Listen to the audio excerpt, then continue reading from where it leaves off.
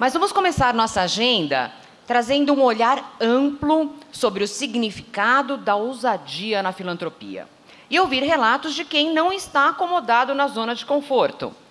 Desde já, convido vocês a participarem dos debates, tornando nosso evento ainda mais rico e dinâmico. Quem está aqui presencialmente poderá fazer suas perguntas por meio dos microfones que vão circular quando houver o momento nos debates. Quem está...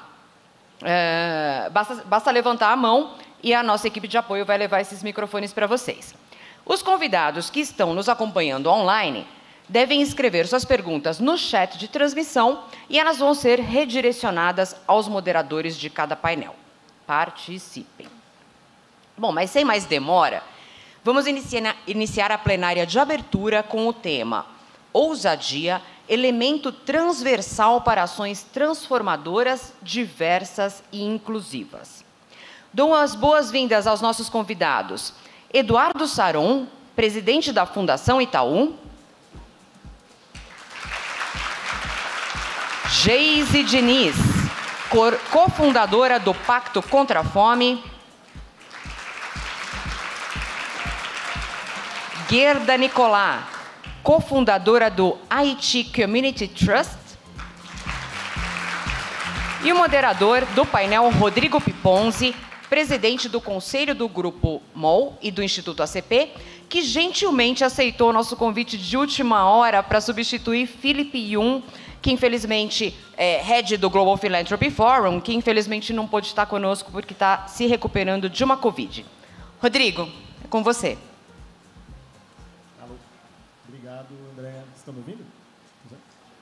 Bom, gente, que honra e que responsabilidade esse chamado de última hora. Mas eu confesso que eu fiquei muito feliz, muito mesmo, porque... exatamente, a gente começa um fórum sobre ousadia com uma atitude ousada de você topar um convite desse, né? Então, primeiro quero me apresentar, eu sou o Rodrigo Piponzi, sou um homem branco, cabelos claros, olhos claros, estou vestido com uma calça azul, uma camisa polo verde e um tênis preto de couro. Eu sou presidente do Conselho do Grupo MOL e do Instituto ACP. Também tenho a honra de, pela primeira vez, dizer que, a partir de agora, sou também um dos conselheiros do IDES. Então, um convite que eu topei com muito carinho, uma responsabilidade muito grande. Então, tem um papel muito especial para mim estar aqui hoje também. Eu comentei com a Paula aqui que, assim, ela facilitou minha vida, porque eu acho que ela falou tanto sobre ousadia, né? E eu fiquei muito feliz de poder estar nessa plenária de abertura, porque eu acho que não tem forma melhor da gente falar sobre ousadia do que a gente... escutando histórias tão incríveis e inspiradoras como as que a gente vai escutar agora, né? E só para eu fazer um pequeno comentário sobre a ousadia, antes de eu contar um pouquinho da dinâmica aqui da sessão, ontem eu fui no dicionário olhar o que significava ousadia, né? Acho que muitas das coisas, dos adjetivos já foram colocados pela Paula, quando a gente fala de bravura, de coragem, mas tem uma coisa que me chamou a atenção, que ousadia é quando você realiza algo sem reflexão, é o que o dicionário diz, né? E isso me faz pensar mesmo, como a ousadia muitas vezes está num lugar da gente talvez fazer mais e pensar um pouco menos. E, claro, não de uma forma tão imprudente como talvez diga o dicionário, mas de uma forma em que a gente priorize muito mais a prática, a experiência para poder buscar a inovação, né? Então, essa é uma reflexão que eu achei muito interessante quando a gente vê o significado de ousadia e que eu tenho certeza que é algo que vocês vão trazer. Então, a gente está aqui com 3 grandes convidados e a dinâmica aqui, só para a gente ficar todo mundo na mesma página, né? Eu vou pedir para que cada um de vocês se apresente e conte um pouco, né, das suas iniciativas e das suas ousadias dentro do setor filantrópico. Ao final dessa apresentação, a gente vai trocar um pouquinho aqui, eu tenho uma pergunta para cada um dos nossos convidados, depois a gente vai abrir para as perguntas da plateia também, a gente vai ter um tempo para poder... escutar as perguntas, reflexões, provocações da plateia, tá bom? Então, eu vou pedir, sem mais delongas aqui, vou começar pela Geise. Vou pedir, Geise, por favor, para você contar um pouco sobre o Pacto contra a Fome, essa iniciativa tão ousada, né, que foi lançada no ano passado, que pretende aí mobilizar a sociedade brasileira para acabar com a fome no país até 2030. Então, por favor. Obrigada, Rodrigo. Bom dia a todos. Antes de mais nada, muito obrigada em nome pelo IDES ao fazer esse convite, dar oportunidade também de eu explicar e contar e dividir para vocês o que é o Pacto contra a Fome. Então, em nome da Paula e do Marcos Kissel, meus agradecimentos aqui. Rodrigo, você poderia estar aqui nesse lugar também para falar sobre a ousadia. Então, acho que a gente depois vai ouvir também, Rodrigo, falando disso. Bom, eu sou Geise, uma mulher branca, cabelos compridos e castanhos, olhos castanhos. Estou usando uma calça jeans e um blazer jeans escuro, uma sandália azul marinho e uma camisa branca. Bom, falando agora o que me traz aqui nesse lugar, foi simplesmente pelo fato do inconformismo de sermos um país rico, que produz alimentos, que exporta alimentos, que tem o insumo, mas, ao mesmo tempo, a gente tem 33 milhões de brasileiros que passam fome todos os dias e, ainda por cima, a gente desperdiça 8 vezes o que seria suficiente para alimentar essa população. Então, foi através desse inconformismo que eu cheguei fazendo estudos, porque eu vou contar agora, dar um passo atrás. Eu, na pandemia, me engajei muito na distribuição de cestas básicas, co-criei um movimento que chamou União São Paulo, que entregou cestas básicas no estado de São Paulo, e foram 900 mil cestas entregues no período de 1 ano e meio. E depois, em março de 21, eu co-criei também uma campanha que chamou Panela Cheia Salva. Essa campanha foi nacional e ela beneficiou 3 instituições que atuavam na ponta, a CUFA, o Gerando Falcões e a Frente Nacional Antirracista, com apoio nosso, União São Paulo e da Unesco. A Agência África fez uma campanha belíssima. Em 10 dias a gente teve essa campanha no ar e, em 4 meses, a gente arrecadou 240 milhões de reais. Março de 21, ninguém mais doava, todo mundo esperando vacina, muito desemprego. E, naquele momento, eu penso, falo, o que a gente está fazendo de diferente? Então, nós nos unimos num momento frágil do Brasil, onde também as pessoas estavam abertas a doar, e juntos nós fizemos um movimento. Nesse momento, eu me questiono, eu falo, poxa, a gente está fazendo aqui um assistencialismo que é fundamental para esse momento, entregar cestas, mas o que é a fome no Brasil? O que seria o necessário para fazer mudanças estruturais? E aí eu chamei uma consultoria, Integration, que fez um estudo que levou quase 6 meses, full time. A gente fez um estudo tanto quali quanto quant, e a gente chegou em alguns dados bastante significativos. Então, um deles era essa fome de 33 milhões de brasileiros, o desperdício ao longo da cadeia, do agronegócio, passando pelos distribuidores, a indústria, os CEASAs, restaurantes, supermercados, a mesa de casa. A gente joga no lixo todo dia 8 vezes o que seria suficiente para alimentar essa população. Dado isso, eu fui ouvir. Peguei esse estudo, que ele tinha um diagnóstico, mas tinham também caminhos de atuação, e eu ouvi, sem exagero, umas 300 pessoas, entre todos os setores. Eu fui ouvir se aquilo fazia sentido, se aquilo realmente conectava, entendendo que o desperdício de alimentos ele não é diretamente correlacionado ao combate à fome. A gente só basta pensar na nossa mesa de casa. A comida que sobra em casa, ela não vira um prato de comida para quem está com fome. E isso acontece ao longo da cadeia inteira. Mas, no mínimo, isso tudo é imoral, a gente pensar nesse desperdício que a gente tem hoje. Considerando isso, eu pensei que a minha família, eu venho de uma família que também é uma investidora social. A gente tem, hoje não, já há muitos anos, a gente tem o Instituto Península, que é muito focado em educação e esportes. Então, a gente tem uma veia já deste olhar. Mas, para mim, a questão da fome me pegou num outro lugar. Me pegou nesse lugar desse inconformismo, mas que, ao mesmo tempo, eu falava, eu não posso ser uma inconformada do nada, eu tenho que ser uma inconformada atuante. Então, o estudo fez parte, ouvir muitas pessoas fez parte, e aí eu falei, isso aqui não pode ser mais um instituto, isso aqui não vai ser mais uma ONG, porque se isso for mais ONG, eu vou cair na mesma vala de dificuldade de todos os outros. Então, eu co-criei esse movimento, que chama Pacto contra a Fome, junto com outras 40 pessoas. Nós somos hoje 40 cofundadores, que criaram o Pacto contra a Fome. E o que é o Pacto? O Pacto é um movimento da sociedade civil para atuar no combate à fome e na redução do desperdício de alimentos. Nós somos suprapartidários, supra-religiosos, supra-concorrência, supra-tudo, porque a fome está acima de tudo.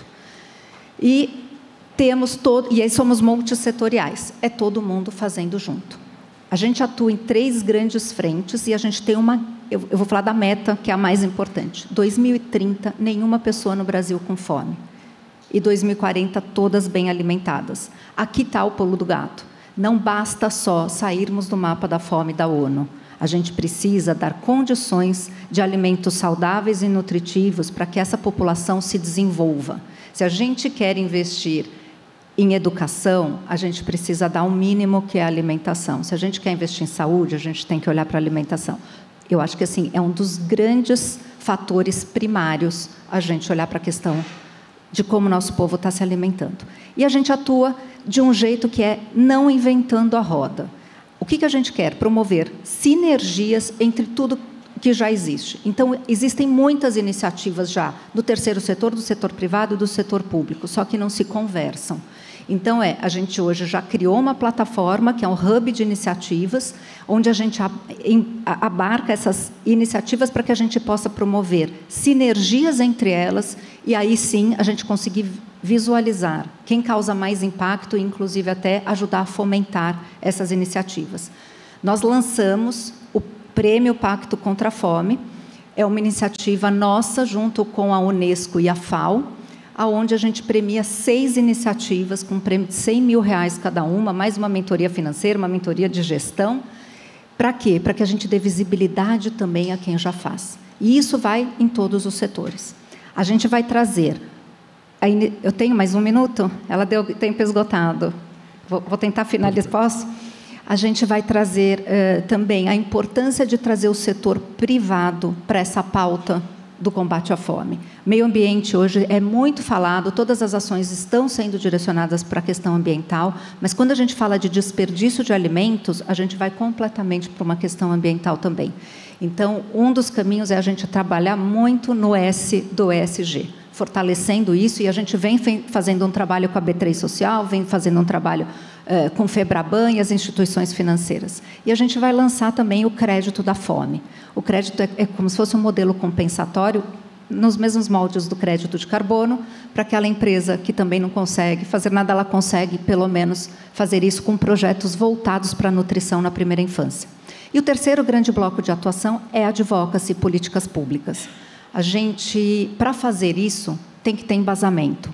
Então, a parte toda de dados e inteligência é fundamental. E, para isso, a gente também faz parcerias com coalizões de universidades, de cátedras, de institutos de pesquisas, para ver também o que já existe para ganhar tempo. 2030 é muito pouco tempo para uma mudança estrutural tão grande, mas é uma eternidade para quem passa fome. Obrigada. Muito obrigado, Geise. A gente vai, acho que a gente vai explorar um pouquinho mais sobre essa iniciativa tão potente, mas eu queria agora passar a palavra para o Eduardo Saron e pedir para você falar um pouquinho sobre o trabalho da Fundação Itaú. Muito bom. Bom dia, Rodrigo, Gueda, Geise. Bom dia a todos. É muito legal estar aqui. Quando a Paula e a equipe do IDES convidou para fazer parte desse painel e falando dessa perspectiva da ousadia, eu fiquei bastante empolgado, porque a gente está lá à frente da Fundação Itaú. A Fundação Itaú é fruto de uma série de iniciativas do Itaú Unibanco, Itaú Cultural, Itaú Social, Itaú Educação e Trabalho, Itaú Todos pela Saúde, mas ela é muito recente como uma organização que reúne o conjunto dessas iniciativas. A gente tem 3 anos e a gente está discutindo muito uma questão que eu queria dividir com vocês, são os valores da nossa organização, que está muito conectada ao tema da ousadia.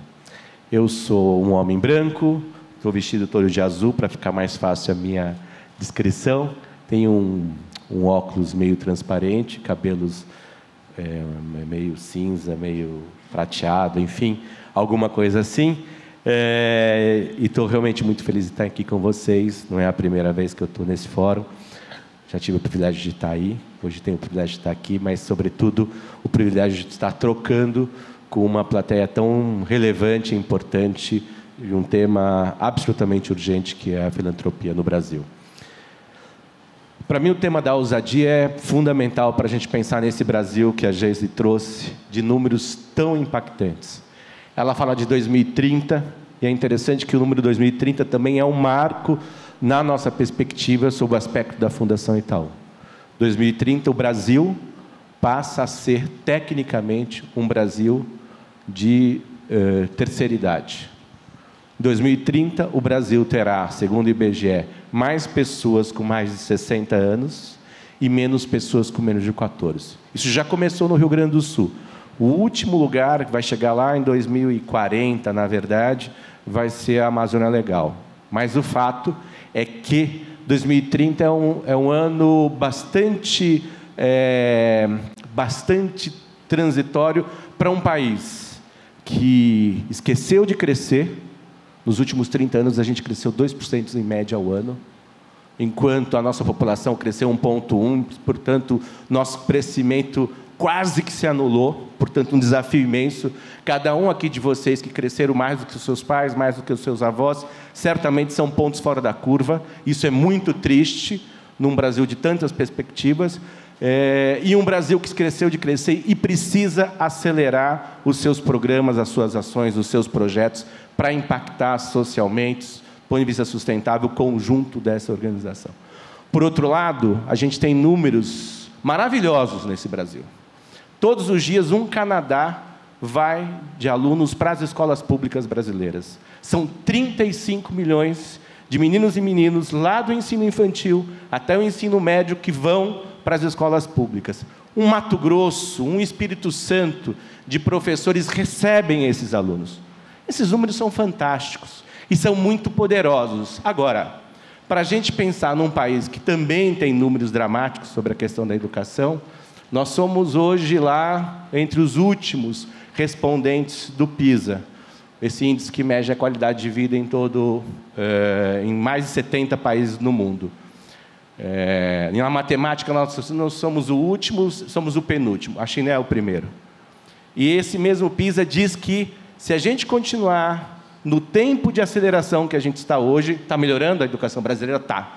Mas o tempo e o foco, que não é focado na desigualdade, nas questões raciais, nós vamos chegar só a ser um país em nível médio, medíocre, portanto, num outro dado que você toca, é 2040, 2043. A gente não tem tempo. A gente não pode esperar. A urgência e as prioridades gritam. E, para isso, tem que ser ousado. Para isso, tem que ser transformador. Para isso, precisa fazer muito mais do que nós estamos fazendo o mesmo. Porque, se a gente continuar fazendo o mesmo, nós não vamos ter tempo. Esse país não pode mais esperar.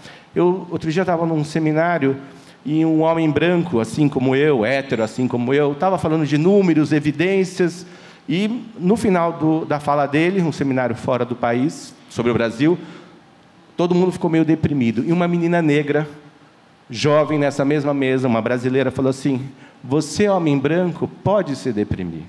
Você, homem branco, pode perder a esperança.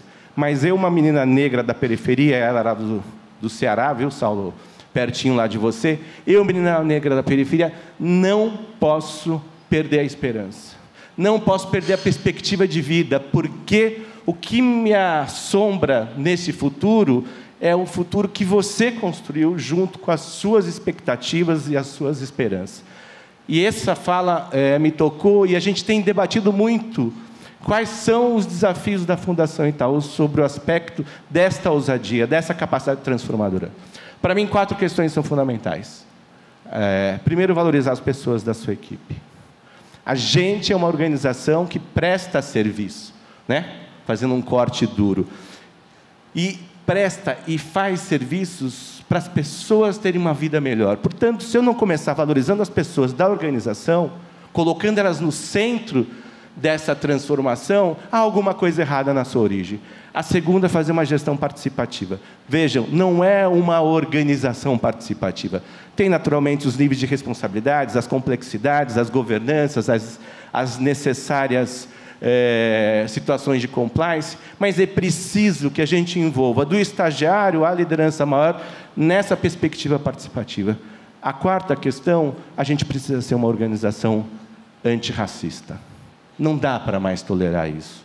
Não dá para tolerar que a nossa Lei Áurea só tenha um artigo e não tenha outras questões relativas ao desenvolvimento social, perspectiva de vida, né? Tantas outras coisas mais no campo racial.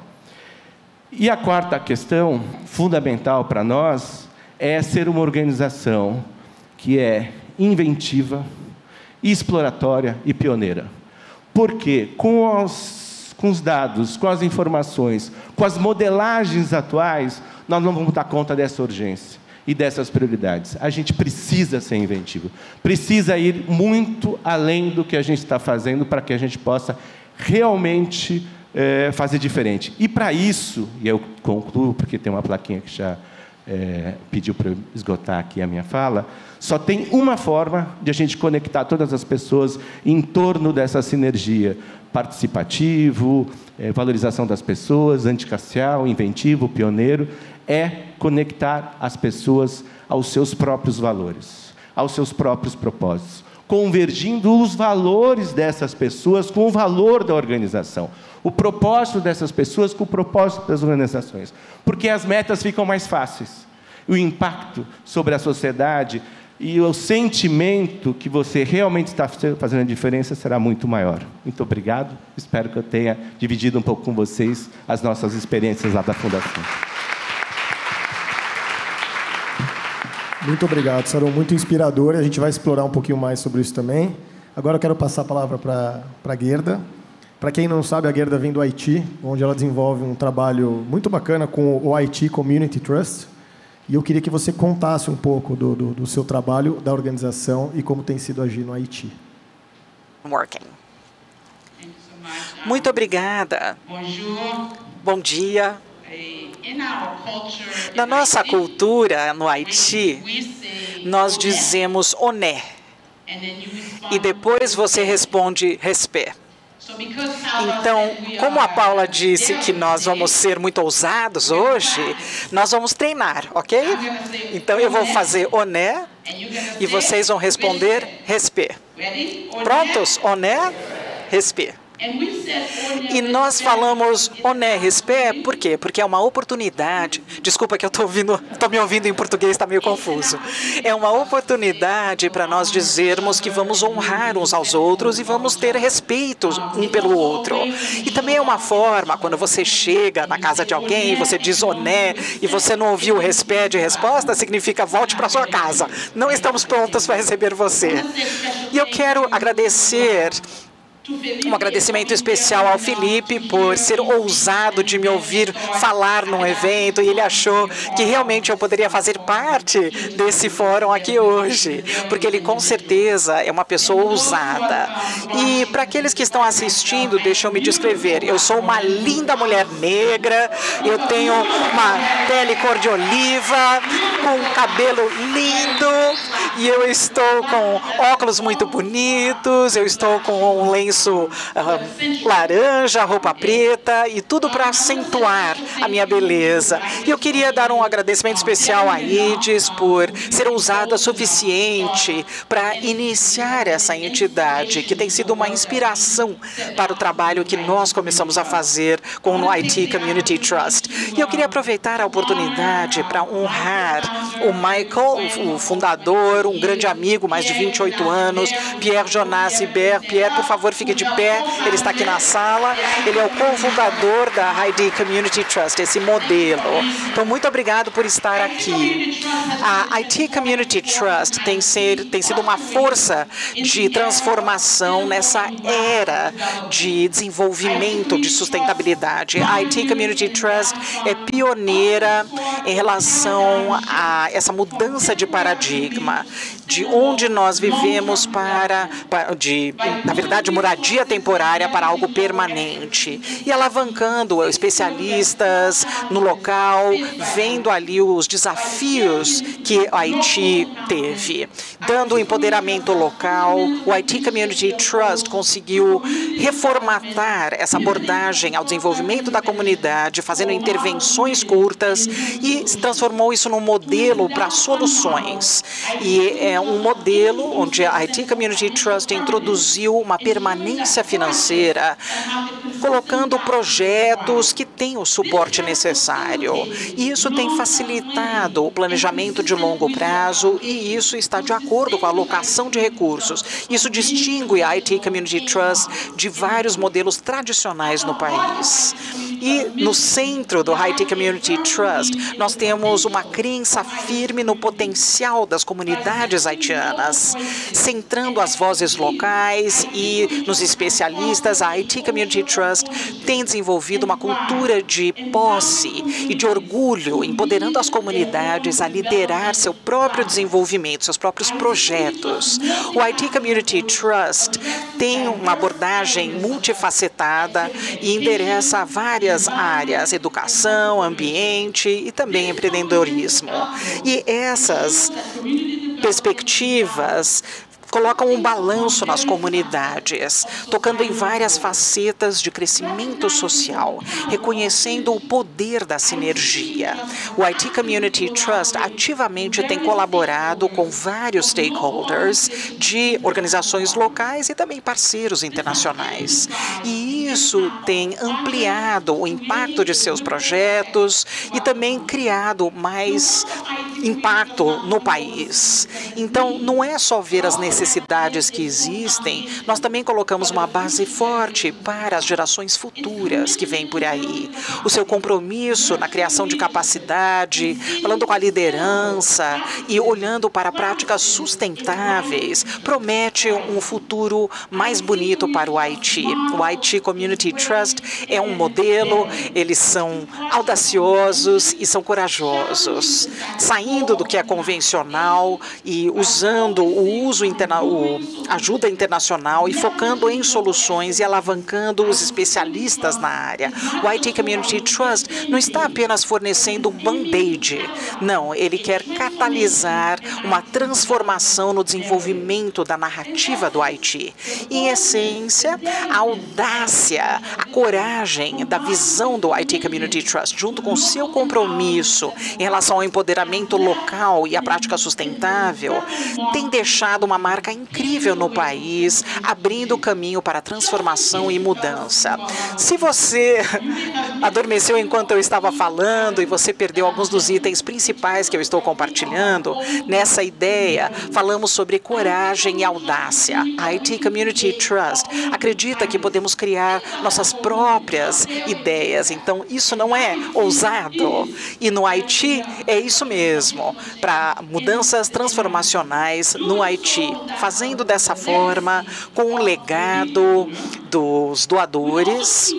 Nós também estamos criando um trust entre as comunidades e é uma confiança que realmente as nações negras podem liderar, que as comunidades podem liderar e que os indivíduos podem confiar um indivíduo negro com milhões de dólares e acreditar que nós realmente podemos entregar algo. Tem uma crença no fato de que as pessoas nessa comunidade são o maior ativo do país, como você estava dizendo. As pessoas são o maior ativo, que podem realmente seguir seus próprios caminhos para um crescimento sustentável econômico. E, resumindo, nós acreditamos que o Haiti é capaz e é possível, e isso é ousado.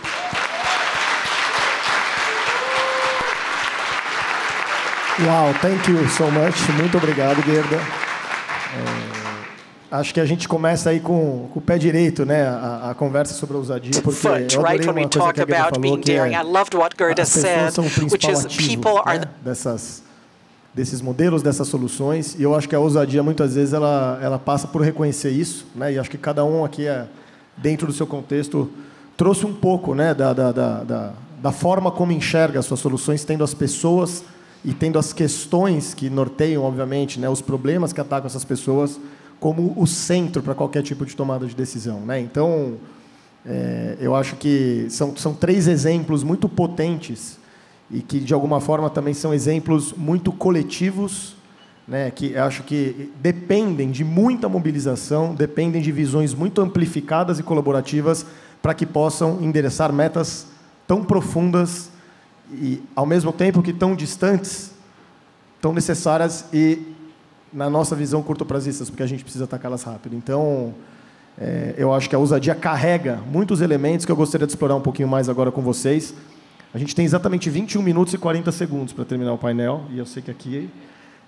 então, eu vou pedir o seguinte, eu gostaria de fazer uma perguntinha rápida para cada um, e eu queria que vocês respondessem rápido mesmo, para a gente permitir que a plateia também possa interagir. Então, eu vou fazer uma perguntinha para cada um, e aí eu vou pedir aí para responder em 2, 3 minutinhos, para a gente ter aí uns 10, 12 minutinhos para interagir com a nossa plateia, tudo bem?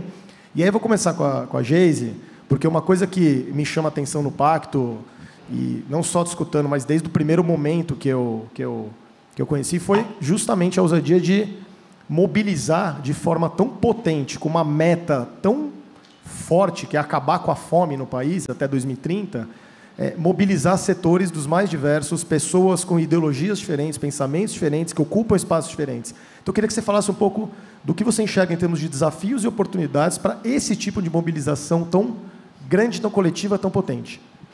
A oportunidade é ter um país de verdade sem fome, porque a gente tem condições para isso. A gente tem outras realidades de problema que não o alimento. Gestão, tributação, incentivos, logística e por aí vai. Mas a gente tem as pessoas. O que falta é vontade de fazer esse negócio acontecer. E a ousadia estar no acreditar. Eu também me pego muitas vezes e falo, nossa, eu sou meio maluca de querer encampar e trazer isso no fio da meada, mas não sou eu, somos nós. Nós todos, os 85% da população brasileira que não passa fome todos os dias, nós temos que fazer isso. Eu trago um exemplo quando a gente tem um problema de saúde. O problema, quando a gente tem uma doença ou alguma questão, ele é nosso, indivíduo. O que a gente faz? A gente vai buscar a solução. A gente vai na farmácia, a gente vai no hospital, a gente vai procurar um médico, porque a gente não quer ficar doente. Agora, a questão da fome, ela é tão arraigada, é um problema tão amplo, que a gente se distancia desse problema achando que é um problema do governo cuidar, porque, por mais que a gente faça, ele não vai ser suficiente. Então, com isso, a gente se isola. E o meu ponto é na analogia da saúde. Se nós deixarmos só para governo ou para aqueles 15% da população que passam fome todos os dias, essas pessoas não têm a mínima condição de cuidar disso, porque elas estão num estado de inanição. Eu já ouvi mães falando que tomam água e dão água para os filhos e vão dormir e passam o dia dormindo para driblar a fome. Então, a gente nunca vai ter um país desenvolvido desse jeito. Então, neste lugar, o convite é, gente, nós podemos e nós temos a responsabilidade de assumir a questão do combate à fome. Então, a minha ousadia é neste convite, inclusive, de trazer também essa sensibilização para nós, para pessoas que podem fazer a diferença, que têm gestão. E a gente vai falar aqui com todos os CPFs, porque é cidadão brasileiro. E nós, quando a gente conseguir fazer mudanças, a gente entender, antes de mais nada, ter consciência disso, através de dados que vão justificar o que a gente está querendo fazer.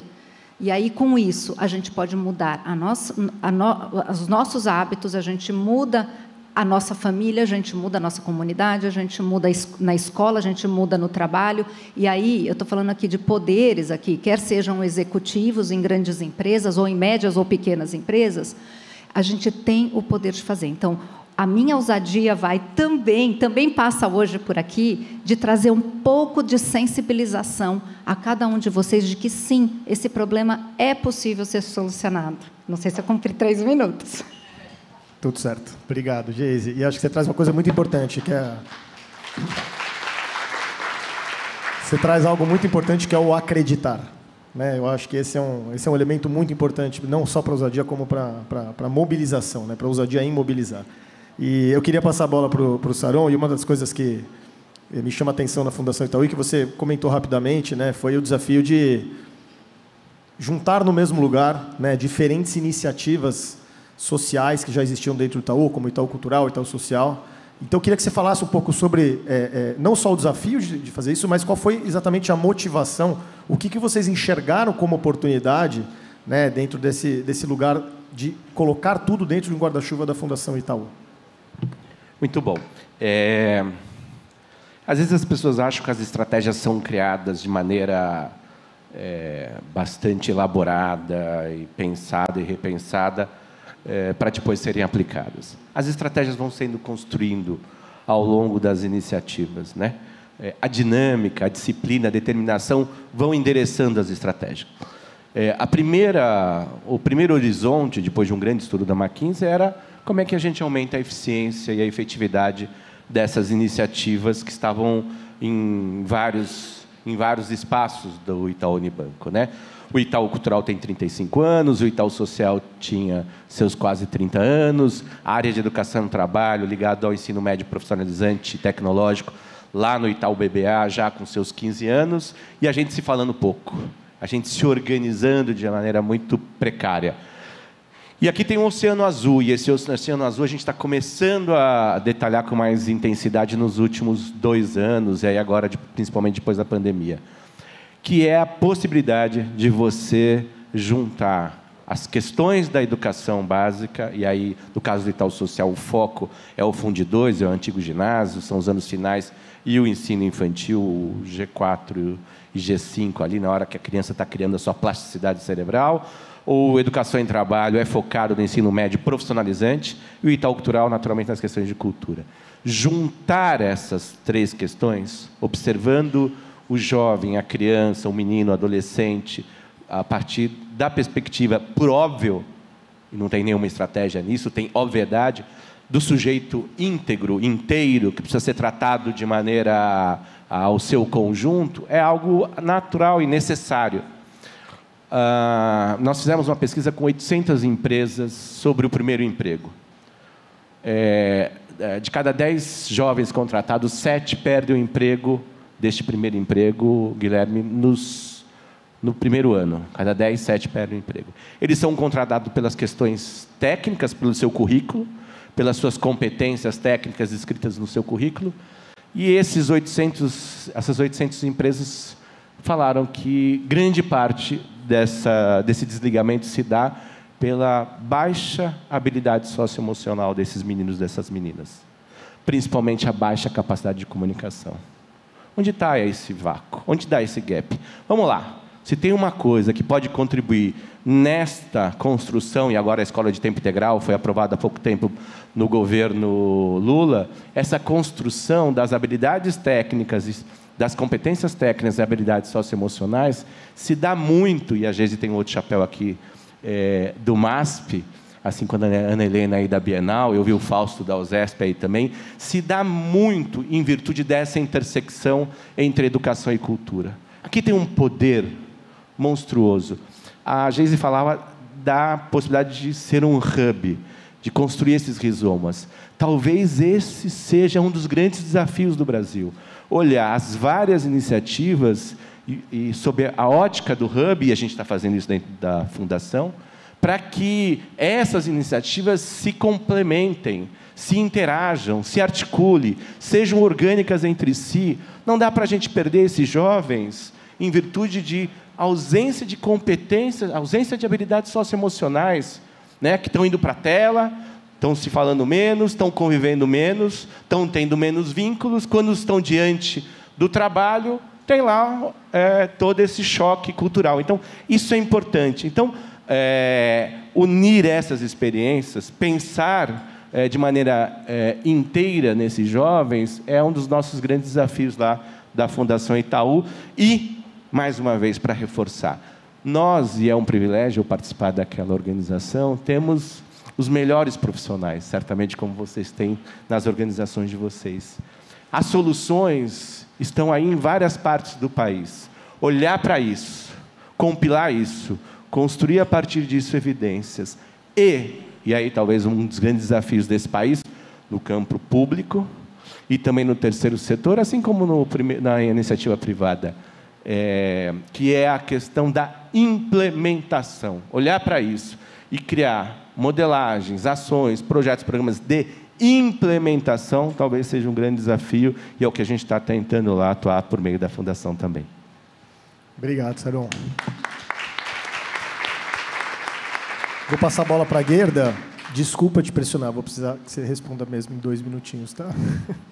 Para a gente poder ouvir a plateia, mas eu queria muito ouvir você sobre o endowment que vocês criaram, porque eu acho que quando a gente fala de ousadia, você tem uma organização comunitária que coloca as pessoas no centro da tomada de decisão e que é financiada por um endowment. Eu queria que você falasse um pouco sobre todos os desafios que você enfrentou nesse processo e, eventualmente, falasse um pouco também dos resultados e perspectivas para o futuro. For the future. Muito obrigada pela pergunta.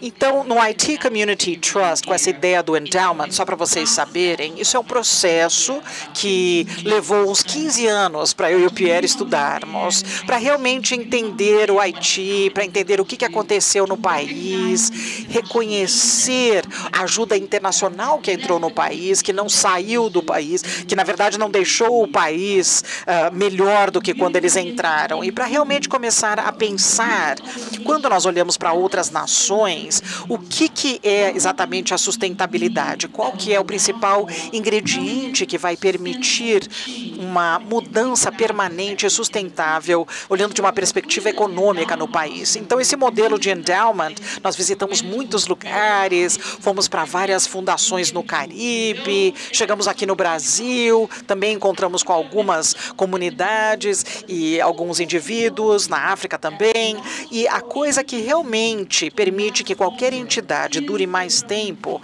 é um fundo permanente. Precisa achar uma forma de ser autossustentável. E se isso não acontecer, ele vai continuar a estar ali à mercê dos outros. Então, esse modelo de endowment foi importante para nós podermos endereçar isso. Então, fica claro que agora, como é que você cria um fundo de endowment num país que está numa guerra narrativa? Uma guerra de narrativas. Por que eu falo isso? Porque para o Haiti ter a sua independência da escravidão, essa forma de narrativa, como nós pensamos no Haiti como um país. Como um exemplo, o Haiti, que é o nome indígena AYITI, não é HAITI, conforme é visto internacionalmente, é assim que nós escrevemos, porque isso faz parte da guerra. E essa guerra de narrativas. Então, nós achávamos que éramos especiais, era o único país que realmente mudou o seu nome, porque vocês sabem que o nome de país também está ligado à sua identidade, mas nós não somos os últimos. As Filipinas também não é um nome, isso foi nomeado por causa do rei Philip, e isso é do Oriente, é bem diferente, né? Mas ele se tornou Filipinas. Mas, bom, eu estou me distraindo aí. O que eu digo, por que eu disse tudo isso? É porque o desafio em termos de criar um fundo é porque quando a comunidade internacional e as outras já veem a nação como uma nação que não é capaz, como uma nação que tem uma cooperação ou que tem dificuldades e desafios, mas nós sabemos como indivíduos no país, conforme nós olhamos para o trabalho que pode acontecer nas comunidades no país, essa ideia de sustentabilidade é possível, de sustentabilidade econômica é possível. E o meu trabalho é convencer as pessoas de que, na verdade, o Haiti é possível. E em relação a tudo que você ouve, em relação a tudo que você vê e o entende sobre o país, as oportunidades para a sustentabilidade econômica, isso é possível no Haiti. E no centro disso é que está baseado nas pessoas do país. Esse é o nosso desafio em termos de criar o endowment. Muitas vezes nós vemos desastre e trabalho de alívio, e é isso que eu quero dar suporte. Eu vou, então, abrir agora para 2 perguntinhas da plateia, e aí eu vou pedir o seguinte: quem quiser fazer pergunta, acho que tem uns microfones rodando por aí, por favor, se levantar, se identificar rapidamente, fazer a pergunta e, eventualmente, direcionar para quem que a pergunta. Enfim, a gente tem aí espaço para 2 perguntinhas. Aí. Acho que aqui, o Saulo. Bom dia a todos. Meu nome é Saulo Barreto, de Sergipe. Já que o Saron citou meu nome, eu vou direcionar a pergunta para ele, mas eu acho que ela afeta e dialoga direto com a realidade que a guerra traz e o sonho da Geise. Você falou, Saron, nas suas 4 áreas de atuação, a questão de conectar os valores. Mas eu vou lhe fazer uma provocação, porque, na verdade, a gente está falando de mundos bem distantes. Existe a comunidade, que eu concordo plenamente com a Gerda, que é onde está a real energia de transformação, e existem as pessoas que querem investir socialmente, que têm um poder, que, na minha visão, muitas vezes são mais pobres do que as pessoas que elas querem ajudar. Porque a gente está falando de mentalidade. E aí, você conectar valores, quando as mentalidades estão distintas, não é só conectar valores. Você vai ter que construir uma mudança de mentalidade. E só quem pode influenciar quem está no poder é quem está embaixo, que consegue se emancipar de uma maneira que consegue convencer. Então, a minha provocação, porque se a gente não fizer isso, a Geise 2040 ainda vai estar lutando para tentar fazer com que esse país não passe fome. Então, é um processo que não é de curto prazo, é urgente, mas não é de curto prazo. Mas a minha provocação para você, conectando muito com o que a Gerda falou, a gente faz isso, quer dizer, só a comunidade ela é capaz de fazer a transformação. O resto é intervenção e tem prazo de validade. Então, a minha provocação para você, mas que afeta os demais, é como é que vocês também não podem incluir nesse propósito a usar a força da Fundação Itaú Social, que tem uma história e uma reputação inquestionável, para começar a influenciar a mudança de mentalidade das pessoas que realmente querem ajudar esse país. Eu vou pedir, antes do Saron responder, para a gente escutar outra pergunta e a gente faz as respostas juntas, tudo bem? Antes desses valores, a gente se foca muito numa espiral, mais do que uma mandala, numa espiral. E antes desses valores, tem um núcleo, que são 4 questões que estão pautando nossos valores. A primeira é fazer juntos. A segunda é fazer sempre. A terceira é fazer para transformar e, por fim, fazer para a equidade. O primeiro ponto é fazer juntos. E fazer juntos é olhar para dentro e olhar para a potência dos territórios. As experiências e as potências são muito maior do que as carências, né? E os territórios, e você é um exemplo disso, têm muito a nos dizer. E tem algo que é uma amálgama de tudo isso, é que a organização nossa é uma organização privada, sim, mas com uma característica que é essencial nessa construção conjunta, uma organização de espírito público. Isso faz uma enorme diferença, porque significa que esta construção precisa partir dos vários saberes, dos vários conheceres, das várias experiências, para, inclusive, a gente potencializar, colocar luz, né, prototipar, ajudar a ganhar escala, referenciar as políticas públicas. Então, essa espiral que termina nos valores, ela é impulsionada por uma das questões que, para mim, é essencial, que é fazer juntos nessa perspectiva do espírito público, mesmo sabendo, e é preciso que a gente saiba disso, e somos o que somos, uma instituição privada. Obrigado. Tem mais uma pergunta aqui? Sou o Carlos Jorge, de Alagoas. Olhando um pouquinho a fala de vocês, né, a gente fica percebendo o quão tamanho é o desafio, porque a fome, meio que em alguns aspectos, entra como um acessório até. E eu falo um pouquinho da minha história de vida, tipo, eu, 9 anos de idade, já era alcoólatra, abusado sexualmente na infância, espancado diariamente, e ainda passava fome. Então, assim, são tantas variáveis, né, para você pegar e reestruturar e regenerar uma alma humana, além de alimentar ela fisicamente, né? Na opinião de vocês, como é que vocês tratariam essa variável, né? Porque a fome é um bem imaterial. Eu estou até bem aqui, viu, Ides? Comi tanto esses dias que chega pesado. Mas nessa questão dessa variável socioemocional desse processo, e pensando assim, na mudança, mais uma vez, da mentalidade, desse novo paradigma, para quem está lá na ponta, né, recorrente, tentando ainda superar essa tragédia, desse trauma social, para vocês, como é que vocês vão lidar com essa variável socioemocional até o prato da comida? Porque comer vai também ter outra contribuição na cognição, na melhoria da educação. A criança ali na primeira infância vai poder criar uma ruptura social. E eu digo isso porque Alagoas hoje fica concorrendo, infelizmente, na piora com o Maranhão, né? O pior IDH social. Na educação também a gente é o pior dado. Então, assim, como a gente vai superar com essa variável?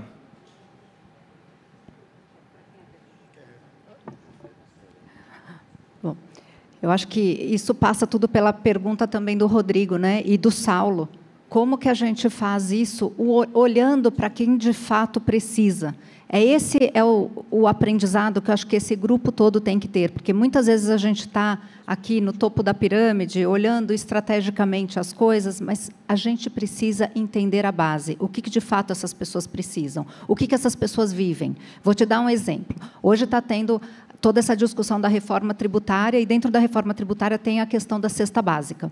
O que foi aprovado na Câmara é a cesta básica isenta de impostos, e aí vai ser discutida quais são os produtos da cesta básica, agora numa próxima lei complementar.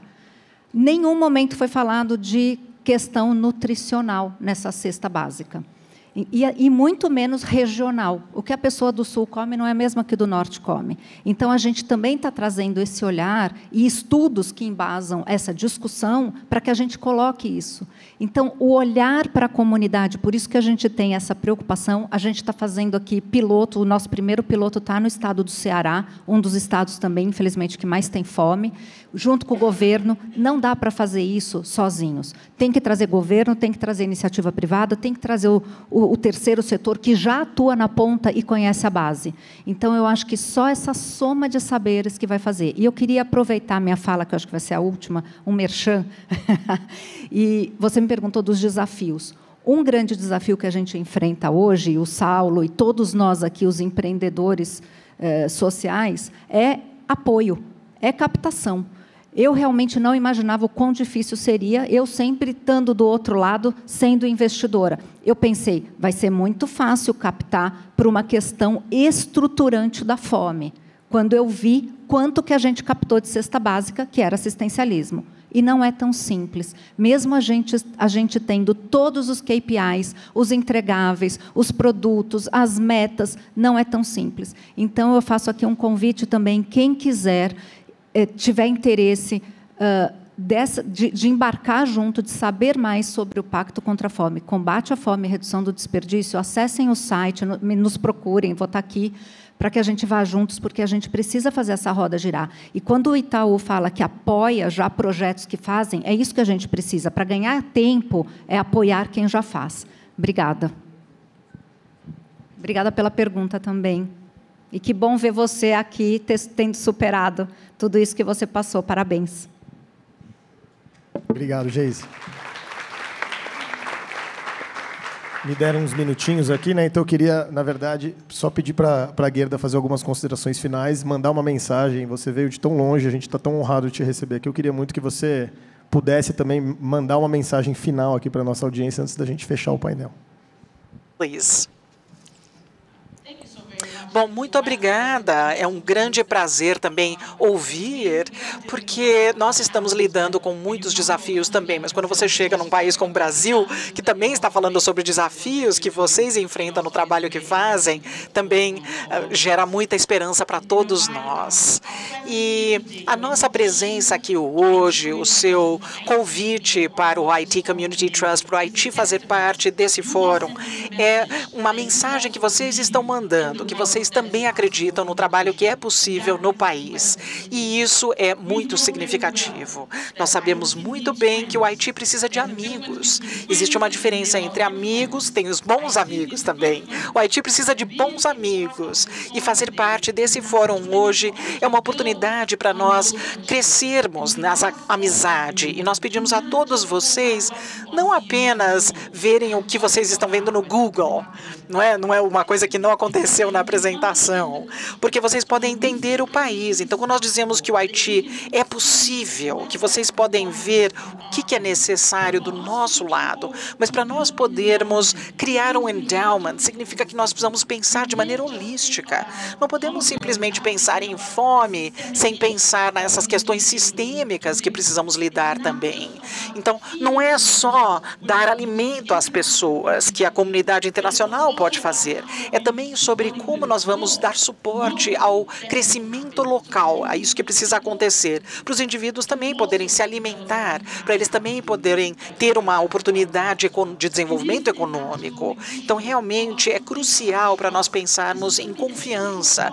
Isso vai fazer parte essencial dessa parte ousada que estamos falando. E a confiança está no centro disso. Alguém precisa confiar em você, que você pode pegar esses fundos e fazer o que você faz da maneira certa. Alguém vai ter que confiar em nós, como a IT Community Trust, para acreditar que nós temos as capacidades e as habilidades de pensar no desenvolvimento local nesse país. E isso, meus amigos, nessa sala, vai precisar que nós mudemos a nossa forma de pensar sobre como nós pensamos em certas comunidades, outras comunidades moduladas, para nós podermos começar a pensar nessa mudança transformacional, colocando as pessoas no centro do trabalho. Muito obrigada. Obrigado, Gerda. Obrigado, Geise. Obrigado, Saron. Eu acho que a gente teve eu acho que num momento onde a filantropia tem um papel tão importante, como a Paula trouxe na abertura, onde a filantropia pode representar um terreno tão fértil para a inovação, eu acho que a grande mensagem que fica desse painel é que, mais do que ter ousadia só na nossa forma de pensar ou de acreditar, a gente precisa ter ousadia na nossa forma de fazer, de agir. Então, acho que esse é o grande convite que fica desse painel. Obrigado mais uma vez. Foi uma honra estar aqui, meio de surpresa, mas eu adorei a oportunidade de poder escutar com tanta profundidade vocês três. Então, obrigado e seguimos em frente aqui, gente. Valeu.